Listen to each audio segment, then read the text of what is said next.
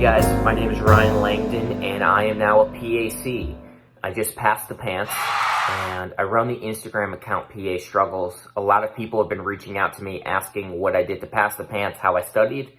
So today I'm going to make a video doing that. I'm also going to talk about what I did during clinical years, so what I scored on all of my end of rotation exams, the Packrat, and the end of curriculum exam. So without further ado, let's just jump right into it.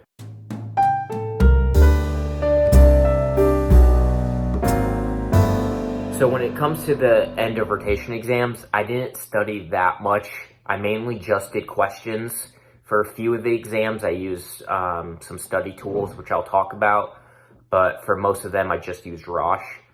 And the first one that I took was PEDS, and I got a 408. I had no idea how I did after I took that exam because it was the first one. But going forward, after every single end of rotation exam, I felt like I failed. But usually you end up doing okay. The second exam that I took was family medicine. This one was kind of tough because it's so broad. So you have to know things from peds to geriatrics and across all body systems. And I ended up getting a 404 just using Roche. Then I took the Packrat 2, which I didn't study for, and I got a 158. I forget what the average was, but I felt like it was around national average. Then my next one was psych. That rotation was brutal. I didn't study that much, but luckily psych is not that difficult of an exam. I feel like I'm speaking for a lot of people when I say it's one of the easier ones. I got a 419. And then internal medicine is when I started using YouTube videos. So there's this girl on YouTube called Stephanie V, and she takes the blueprint and then basically just reads PANCE Prep Pearls along to it. I had a 2-hour commute round trip to my internal med rotation, and I just listened to that basically back and forth, and I ended up getting a 426. I thought that was very useful. Then I did emergency medicine, and I got a 394. I just used Roche to study for that, mainly just did questions. And then the bane of my existence is women's health. The rotation was great, but the exam was absolutely brutal for me. I am so bad at women's health.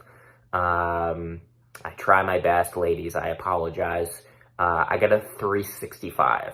If you see me in a women's health clinic, ask for someone else because I am not the right guy for you. Then I did surgery. I basically just studied GI stuff, and I got a 404. A lot of the exam is GI. I worked a lot of hours that rotation, and I just did not feel like studying. And I was getting towards the end of my clinical year, and I was getting burnt out. And then I took the end of curriculum exam, and I got a 1498. I didn't really study. I just did a lot of Roche questions.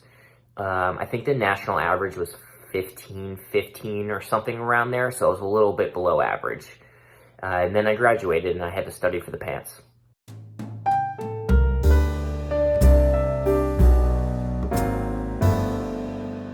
So I took the PANCE 10 days after I graduated. I graduated on October 14th, and I took the exam on October 24th. I was a little nervous because I knew a lot of people that failed the exam, like 7 or 8 people. So I think that fear made me study harder than I needed to. So I just want to start off by saying, if you're nervous, don't be. You do have to put in the work. If you don't put in any work, you'll probably fail. But if you just study and do questions, most people end up passing this exam. So this was my study schedule. Every single day was a different topic. I would start off my day by listening to Cram the PANCE. I would walk my dog and listen to the podcast Cram the PANCE for each specific topic I was studying that day. Highly recommend that podcast. There was a lot of things that he told us to remember and gave ways and acronyms to remember those things, and they ended up being on the exam. Highly recommend Cram the PANCE. Then when I sat down and studied, I used PANCE Prep Pearls, and I studied everything in the topic that I felt like I was weak on, especially the treatment options and risk factors. Things like that I would focus on. And then after I got through that, I would do the exam that was in Smarty Pants for that specific topic. And I would do open book. So if I didn't know one of the answers, I would skim through the PANCE Prep Pearls book and read all of the information on that specific question. That way, when I got to the afternoon and I was actually testing my knowledge, I made sure that there was a lot of things I went over that I didn't know. So after the morning, when I did cram the PANCE, read PANCE Prep Pearls, and did the test on Smarty Pants, I did a 60 question block in Roche for each specific topic. So say cardiology, I'll do 60 cardiology questions. And if I got below a 70, that was bad. I was scoring approximately in the high 70s, low 80s for each topic. And if you're scoring below that, I think you should keep studying that topic. I felt like I had sufficient knowledge when I was getting 75 to 80 on Roche. A lot of those questions are difficult, but that's kind of what the PANCE felt like. And then towards the end of my studying, I did the UWorld free trial, and they give you 60 questions. So I did that, and I got a 80%, average was 63%. So I did that towards the end just to test my knowledge, to see if I can at least hold my own in a different database. I was scared that I was getting too comfortable with Roche and the way they worded questions, so I wanted to use something else. And a lot of people recommended UWorld, so I would use that if that's something that you have. And then the last study tool I used was the NCCPA Practice Exam B. A lot of people recommended B over A. Some people preferred A, but I decided to go with B because I didn't want to spend a lot of money. I didn't feel like it was a useful tool in studying, but I felt like it was good just to give me confidence, to let me know where I was at. So you can't review the questions that you take, so you can't see what you got wrong and then study that. You just get a score at the end, and you score in the green, in the yellow, or in the red. And there's this bar, and you could be halfway in green and yellow, halfway in red and yellow. And I scored in all green for the Practice Exam B.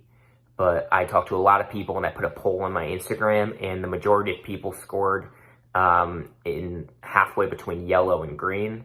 But if you're getting in red or close to red, I would keep studying or push the exam back. And then finally, the PANCE. I ended up getting a 485. I think the average was 478, something in the 470s. I felt like what I did to study prepared me well. If I could leave you with one tip, it's do as many questions as possible. There's only a certain amount of ways they can word this information. And there was a lot of questions that I saw on the PANCE that I also saw in practice questions. They weren't word for word, but they were definitely very similar. And I felt confident with a lot of these difficult questions on the PANCE that maybe if you didn't do all of these questions, you wouldn't know the answer to them. Also, when you're studying, make sure you're doing it topic by topic. There's a lot of people that jumped around and they got kind of unorganized and they didn't know what they were good at. They didn't know what they were bad at. So I would stay organized and do each topic every day, different topic.